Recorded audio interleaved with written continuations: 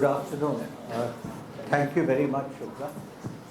I'm very happy to be here and to see all of you. When I heard some of the questions you were asking, I was telling Shukla, I'm not sure that at your age I could have asked a question on climate change or something like this. But your whole program is on food. I will say very little about food. I hope all of you have had a good lunch. And what I'm going to do is to tell you generally about science. And I've been a scientist for a long time. And sometimes I'm asked the question, what is science? So if you're asked a question like, what is science? You have to give an answer. So I'll say science is the study of nature. So then there's a follow-up question which will say, what is nature? Now I looked for an answer to this definition of what is nature, and today if you search the internet, you can find answers to almost anything. I found there's a journal called Nature. It's one of the very first science journals, and it started in 1869. And in the very first issue of this journal, volume 1, the very first issue, the editors asked the famous biologist Thomas Huxley to write an essay to begin to start the journal. And Huxley was supposed to answer this question of what is nature. But Huxley did not answer the question. Instead, what he did was, he translated from the German an essay which had been written by the poet von Goethe many, many years earlier towards the end of the 18th century. Almost 100 years before Huxley wrote this. And this is what Goethe had to say. He said, nature, we are surrounded and embraced by her, powerless to separate ourselves from her and powerless to penetrate beyond her. So what this means is that you are a part of nature, everything around you is a part of nature, and whatever you see around, it's all a part of nature. And science is the subject which tries to understand nature. So we have to ask three questions. What is science? How is science done? And of course, something which very often governments ask, is science useful? Now I want to draw your attention to books. Sometime or the other, one must see the small videos which are available on the internet. Anybody can see this. This was a BBC series which came out nearly 50 years ago called The Ascent of Man. And it's narrated beautifully by Bronowski, whose picture I put there. And what he does in these episodes is he traces the ascent of man right from the beginning. You might ask, what were your ancestors doing 10,000 years ago? What were they doing 3,000 years ago? What were they doing 1,000 years ago? And what were they doing 200 years ago? Now it turns out if you ask these questions, you're actually tracing the rise of human civilization. Now you can see what Bronowski says. He says that among the multitude of animals which scamper, fly, burrow, and swim around us, man is the only one who is not locked into his environment. Why is this so? Man is not locked into his environment because of the ability of human beings to actually change the environment. When we talk about climate change, we are actually changing the environment. We're changing it because of technological advances. What are those technological advances? They could be anything, right from the invention of tools, to the invention of fire, to the invention of agriculture. Today when you talk about food, you're actually talking about the invention of agriculture. That's what gave us food. It completely transformed human beings from being hunter-gatherers. Even today you can find tribes in the Andaman Islands who are hunter-gatherers. They hunt for their food, they eat what they want, and then their day is over. But that's not the way you and I live. We live completely differently because we are no longer worried about our food. This is not our sole purpose in life. The result of this is we have evolved, and that is cultural evolution. But if you ask the question, how is this cultural evolution driven? It's always driven by technological evolution. So that's what Bronowski says he called that brilliant sequence of cultural peaks the ascent of man. Now science itself rests on three legs. The first of these is data. If I want to know what food you like or what you have, I need to ask you. I collect data. The second is to analyze why you like it. How does it affect you? And the third is to communicate the results. That is how science is actually done.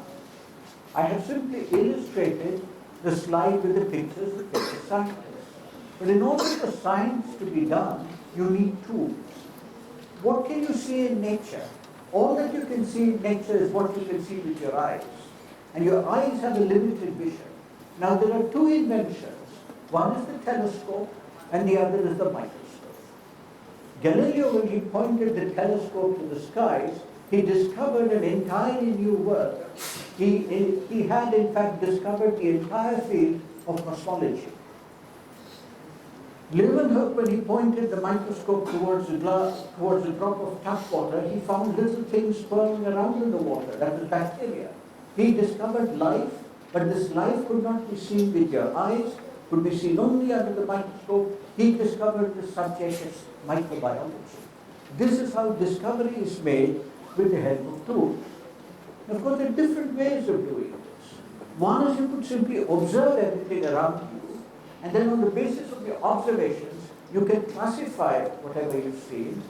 And the best exemplars of classification and observation are Darwin and Mendeleev. Now, many of you would be, I don't know whether you study chemistry at the stage at which you are. Do you study chemistry? You do. How many of you like chemistry? How many of you dislike chemistry? Wonderful. You're almost equal number, and I suspect all those who haven't put up their hands are probably those who really dislike chemistry. And Mendeleev's periodic table or Darwin's ideas of natural selection, they grew simply by observation and classification. Then there were people like Pasteur who did experiments. So you do something, you make an observation, and based upon that, you proceed further. In science exhibitions which I've gone to in schools, very often children show you one experiment.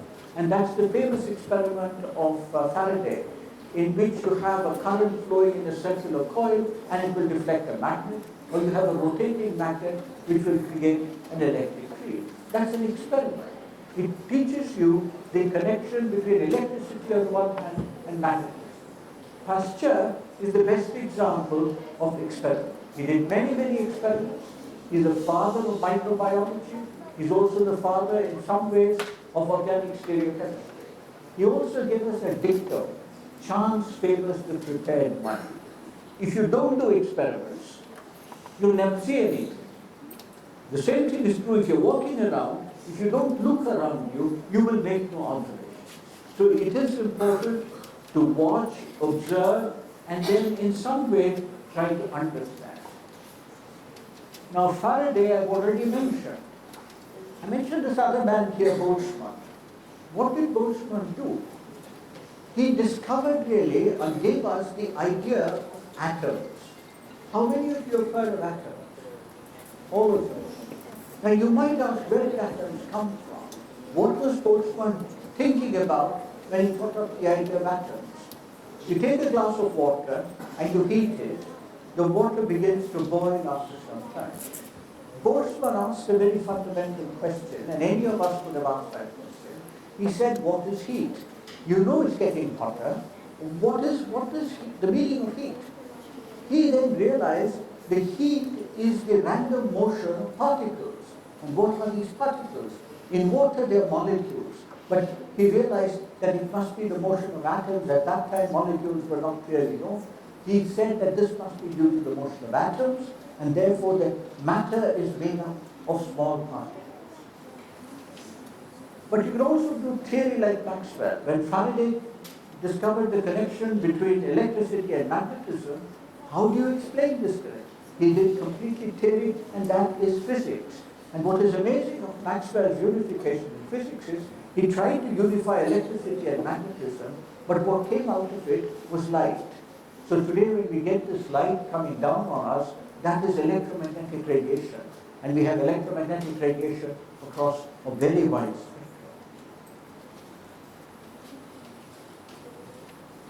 And that's Boltzmann, and Boltzmann gave us this term entropy. Entropy is a measure of disorder. So when something gets hot, everything inside is disorder. So today, if we go on the road and find there's a terrible disorder of the traffic, we say that there is a very high entropy at that time. Now, I was reading this book, and this book is not really meant for children, but it has an interesting title. It's called Lessons in Chemistry.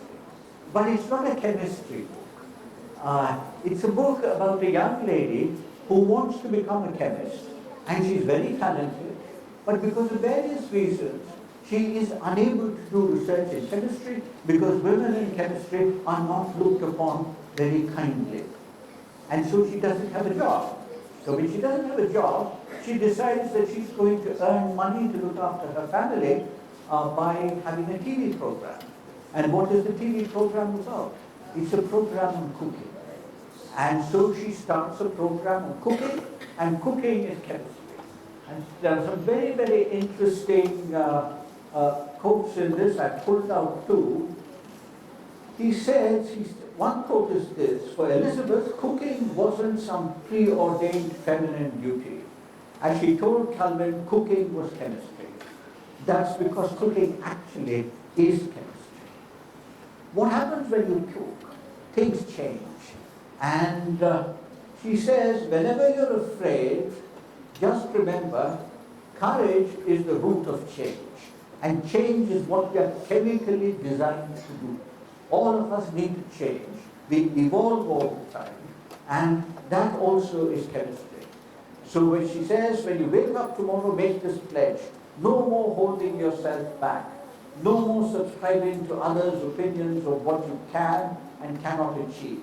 And no more allowing anyone to pigeonhole you into useless categories of sex, race, economic status, and religion. Do not allow your talents to lie dormant. Design your own future.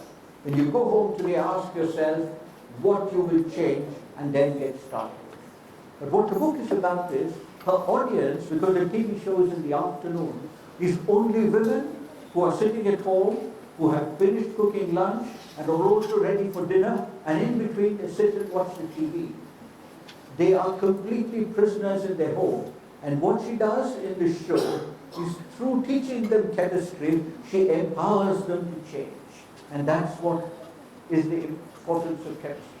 Now, how many of you watch the cricket matches? Cricket on TV? Oh, wonderful. So many of you. In the next match, you watch this. This advertisement will come on. There'll be this young lady going into a supermarket and buying salt. When she comes out, there'll be another young lady there telling her, do you want to buy this salt?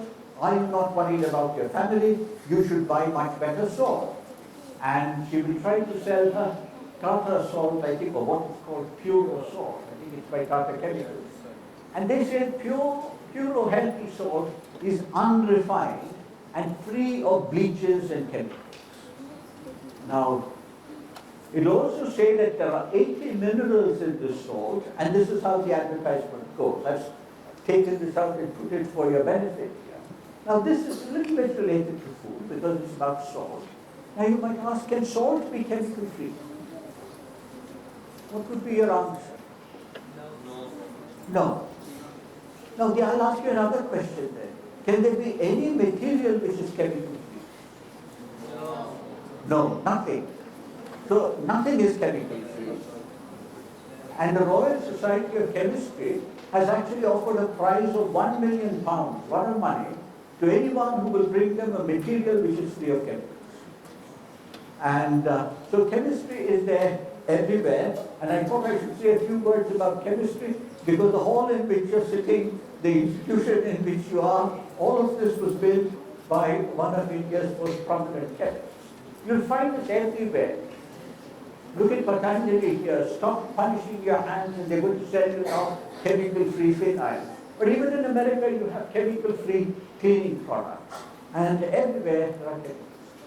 Why did the Royal Society of Chemistry give so much money for a prize like this? This is because some 10 years ago, 10, 15 years ago, the Bombay High Court passed a judgment. And the judgment said steam is not a chemical. Now steam is water, it's only water in the gas phase. If water is a chemical, steam is also a chemical. But the Bombay High Court, and we always believe in high courts and Supreme Courts, they said steam is not a chemical.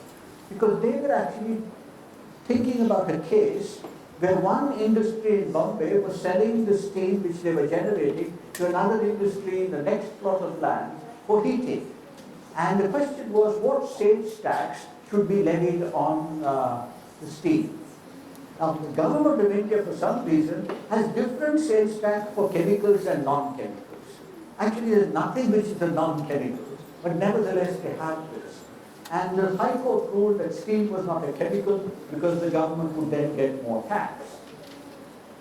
There are two subjects in school which I found students usually have a problem with. One is chemistry and the other is mathematics.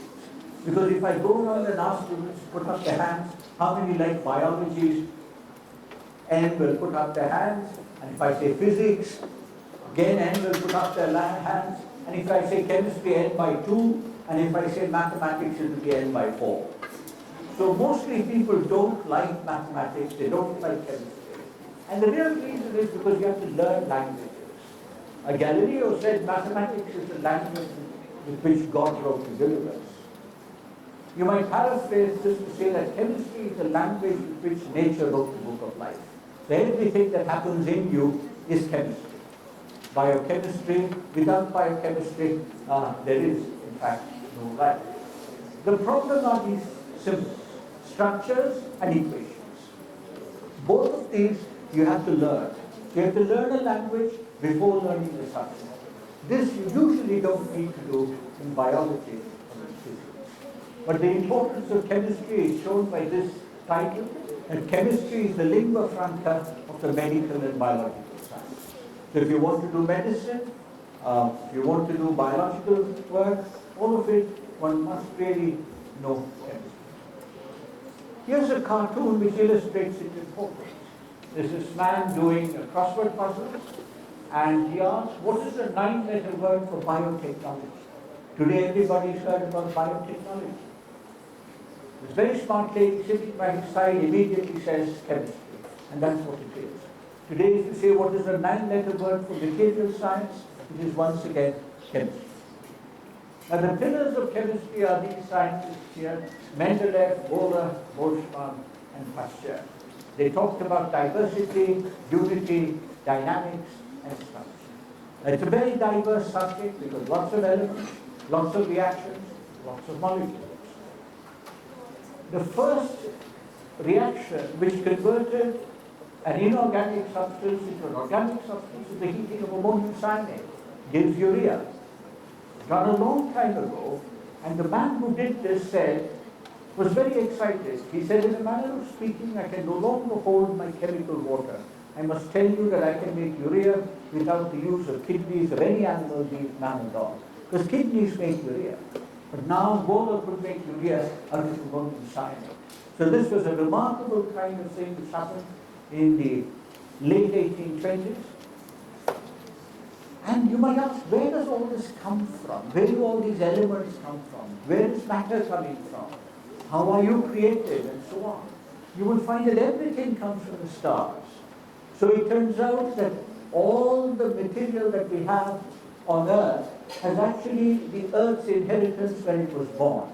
We don't create any elements. So if you use them up, you use them up. And that's the problem today when you talk about sustainability. Some years ago, about 20 odd years ago, when the century was ending and new century was being born, new millennium, there were lots of essays written in scientific journals. One question was asked, what is the most important scientific advance of the 20th century? I used to read these and only one remains in my mind, and that is this essay by a Canadian scientist who said that the most important scientific advance of the 20th century was the Haber-Bosch process which produced ammonia from nitrogen and hydrogen. How many of you have heard of the Haber process for producing ammonia? It must be there in some book. I know it's there in 12th class books. It's there in 10th class books. You take nitrogen gas, hydrogen gas, and under high pressure, you'll produce ammonia.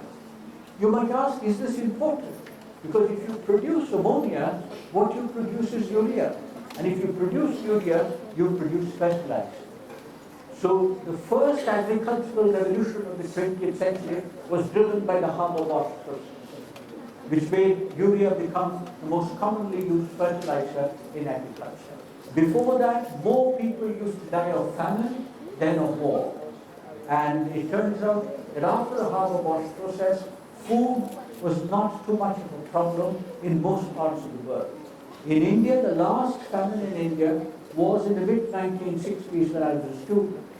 And I still remember that because at that time the Prime Minister of India went on radio to say that we should not eat dinner on Monday evenings. And if you're young, not eating dinner is a somewhat difficult proposition. But the second agricultural revolution, and you're talking about food here, comes from biology. That is when the Green Revolution happened because of breeding. But chemistry also gives us molecules like DDT. DDT is the molecule which got rid of mosquitoes. It also is the molecule which worked on many other agricultural pests. So it had applications in medicine and agriculture and immediately fetched a Nobel Prize. But some years later, DDT was shown to have harmful effects and led to the beginning of the environmental movement. Now I'll end at this point to just show you one thing.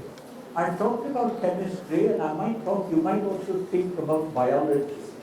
Now you might ask the question, how have you transformed over centuries and millennia?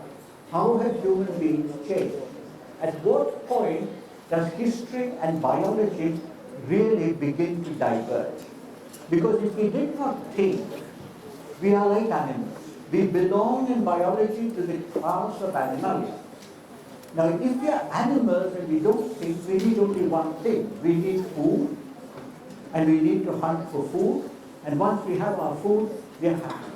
Your entire workshop or festival is on food. Food is your primary requirement. And hunter-gatherers only hunted in order to gather food. The day began and ended with that. Now, as you have evolved, it turns out that you're no longer following the dictates of biology. You are now, in fact, following the dictates of history. And in this book, which is a wonderful book on the evolution of human beings, in fact, he says that the cognitive revolution is accordingly the point when history declared its independence from biology. So once the brain developed, and once it developed the ability to think, agriculture was invented. The moment agriculture was invented, human beings began to become stationary. They were no longer nomadic, and they began to form societies. Because if you have a field, you have to protect your field, and you have to protect it from predators, animal predators, or from other groups of human beings. Today, of course, you will see that human beings are always protecting themselves from other groups of human beings. One country protecting itself from another. So he says here that to understand the rise of Christianity or the French Revolution, it is not enough to comprehend the interaction of genes, hormones, and organisms. It is necessary to take into account the interactions of ideas, images, and fantasies as well. So at some point or the other, science requires also an understanding of many other disciplines which one studies in academic institutions. So I hope in this concluding remarks for the session today, I've given you some idea of what science might be about. Science is a very large subject. And if you have any questions, I can try and answer.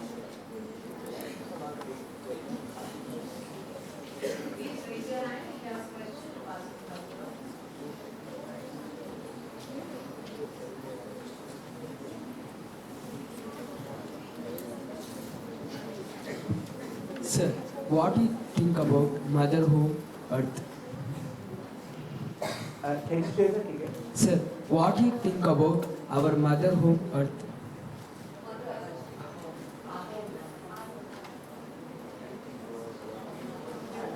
Mother Earth? Why do we call our earth the mother?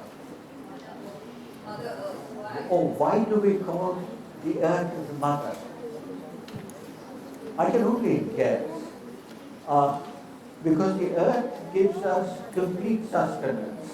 And mothers are associated with sustenance of children. In fact, anything that sustains us, we associate with the mother, which is a sort of sad commentary on fathers. But it turns out that's not entirely true. You see, the same thing is the cow is associated with the mother. And yes. Thank you, sir.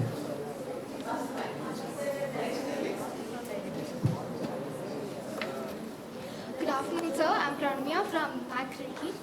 So, the people who are selling all the products, who claim that they are chemical free, what exactly does chemicals mean here?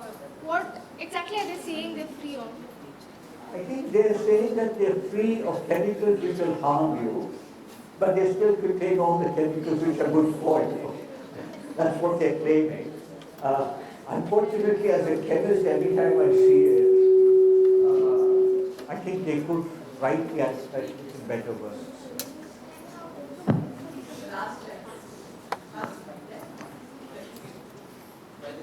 Right from top. Hello sir, my name is Umeza and I'm from the Mirchi group. So my question to you is, not everyone around us are fortunate enough to have the knowledge of science. So how can we as students pass on the awareness about these various scenarios regarding science? See, surprisingly, people who you think don't have any knowledge of science sometimes have an intuitive understanding of science. I've always been amazed, for example, if you have a very big crate, and many times in our institutions we'll get very big equipment in huge boxes which nobody can move. Now if you call a group of science students to now move the box, they'll collect 10 students and try to push the box. But if you call one of the people who always does this work, they'll immediately get you a piece of wood. They would have understood the principle of the lever. And so, in fact, I would say that they know their physics sort of intuitively. Most people know a little bit of science, I think, by practice. Those who look after their gardens, for example, those who do many things around. In fact, this is true of cooking also. You actually know what you're doing, and you know sometimes even why it should be done and what will go wrong. Science sometimes explains this more rigorously. You know, one phenomenon which I've always been fascinated by is you take milk and you put sugar into it and then keep on heating it. After a little while it will brown. And this browning is well known. There's a chemical reaction called the Maillard reaction.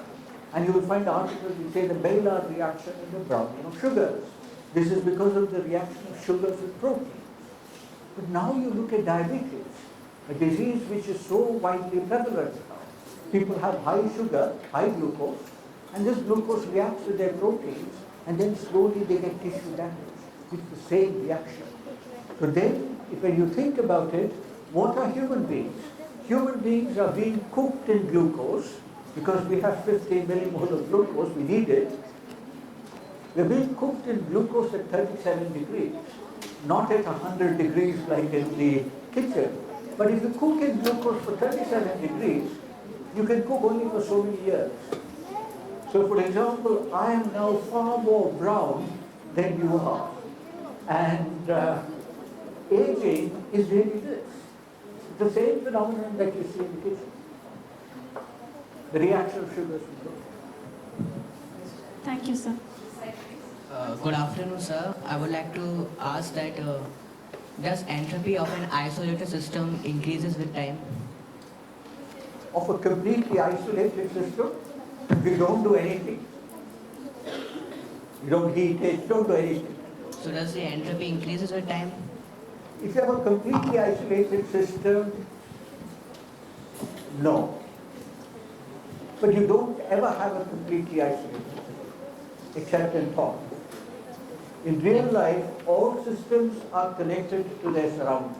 And this is why there is no violation of any thermodynamic law by life. You see, in life, if we are living organisms, we are extremely ordered. So life somehow seems to go in the other direction, the direction of order, but the surroundings go in the direction of disorder. Thank you, sir.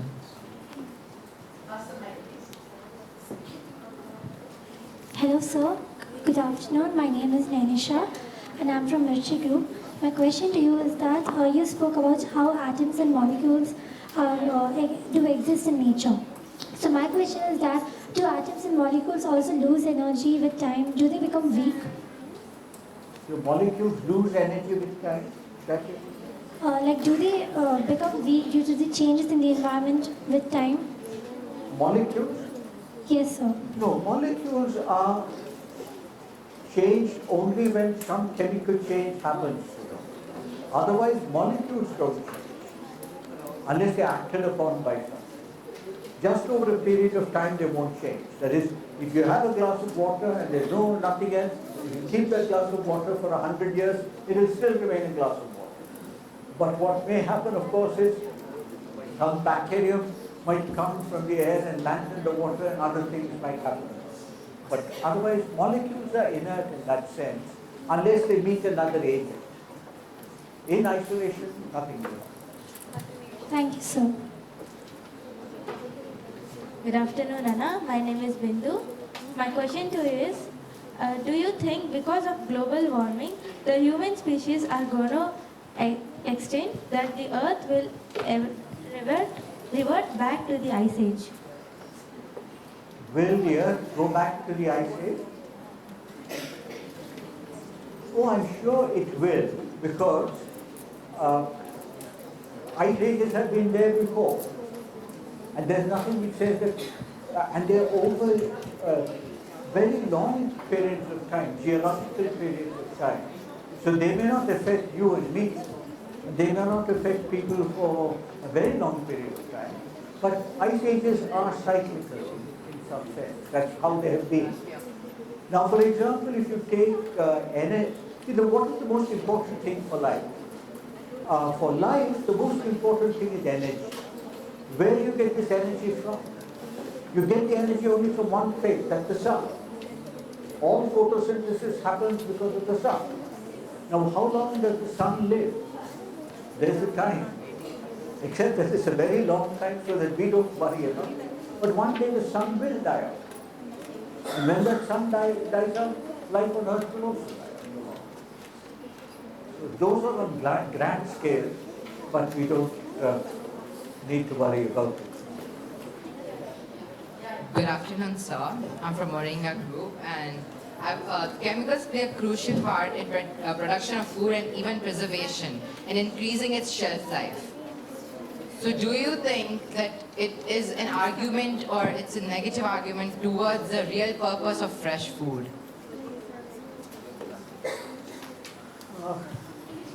See, preservatives are needed. Okay, you can't say they're not needed, because food will, without preservatives, most things will go bad. So you do need to add chemicals. The only question is the benefit versus the risk of doing anything. See, you can't have pesticide-free produce, because the farmers need the pesticide, otherwise they lose their crop. So they do put pesticides. So there's a trade-off. This becomes not a scientific question, it becomes more a question of policy, and can you get safer preservatives is one question. Hello Anna, I am Mehak Kaptia from Mango Group. I have a question that what advice do you give us as teenagers who are trying to get into research field? The first thing is, which I've learned in a long life, never give advice to a teenager. In fact, it's generally a good idea never to give advice to anybody, but if you were to be more specifically to people, you can't give advice to teenagers and old people. Both of them are now going to be advice resistant. No, I wouldn't. You know, if you want to get into research, it's the easiest thing to get into because you only have to study the subject that you like. Not everybody wants to get into research, so there isn't that much of competition as in going into, let's say, the software industry or something like that. Research requires only one thing. It requires interest. It requires motivation.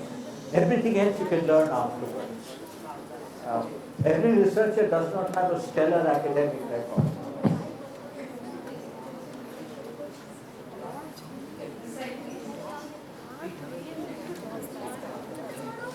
Good afternoon, sir. Sir, I wanted to ask you if do you think it's better that we learn science through practicals, or do you think theory is the better option? I'll give you an answer, but you shouldn't hold me to it. I've always been saying that you should teach less science to school children and allow them to learn more of the languages and the humanities and learn science slightly later, because science is better appreciated when you're a little bit older. You know, ideas like what we discussed here, like entropy and so on, they are abstract, they require, like even me, I think as I get older, I feel I understand it better. And I didn't understand it. Even when I was a professor, I probably understood it less. Now that I'm retired, I may have understand it better. I think science is best learned also by practice, by practical experience. So if you work somewhere and learn something as an intern, that's wonderful. Theory should be learned a little bit later.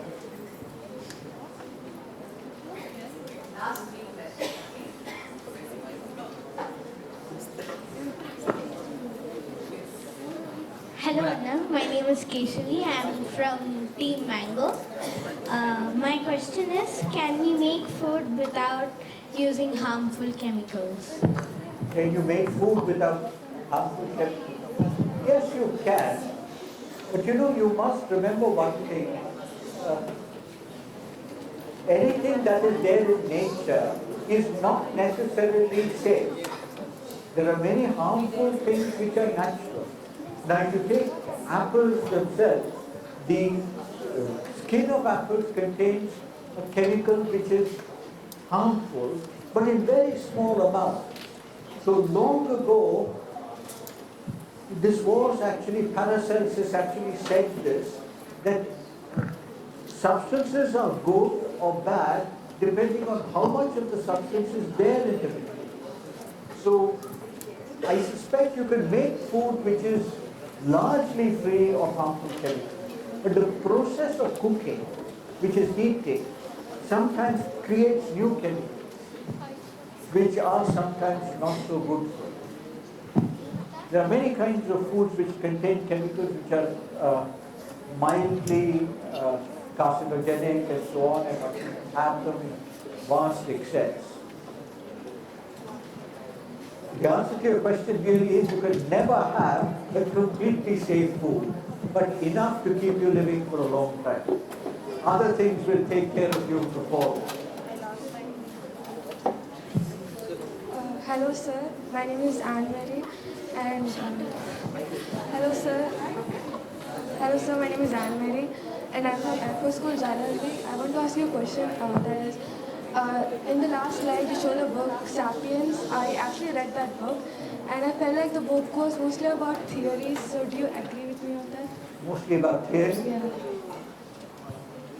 No, I don't take theory. It's just that the author has thought about the subject of human evolution. He is a historian, not a biologist. And after I read the book, I found that he had a better understanding of biology than many practicing biologists. And that's what I think you need. Many times you need people to synthesize ideas for you. And I think there the book serves a very valuable purpose. It draws attention to many things. Why I liked the book really was that it draws attention to the fact how myths evolve, for instance. They evolve because of the necessity to create societies. And societies can be held together only if you have myths to hold together. Biology doesn't allow you to hold anybody. Good afternoon. Good afternoon, sir. I am Prithvi from Moringa Group. As you talk about the great scientist Maxwell in the PPT and his doctrine of electromagnetism, could you elaborate on his four famous equations? Gosh, Maxwell's equations. No, I can't elaborate on Maxwell's equations because one of my colleagues at the Indian Institute of Science, when I was a director, every time we were looking for someone to hire onto the faculty of the institute in the physics department, he would listen to them and then he'd pass a judgment. Then he'll say, no, we can't have him. I say, why can't we have him? He seems quite all right to me. And he'd say, he can't even teach Maxwell's equations. So, no, but the most interesting thing about Maxwell was that when in the theory that we did, and he unified electricity and magnetism, without his having to do anything, automatically out of the theory came the constant, the speed of light. So it actually, light emerged from Maxwell's first grand unification of physics. It's really one of those amazing things. Because today when we think about light, we automatically think about light as electromagnetic radiation. So you should study physics, and if you study physics, the one thing that the two people you need to absolutely always remember are Maxwell and Bohr. They come everywhere. Thank you, sir.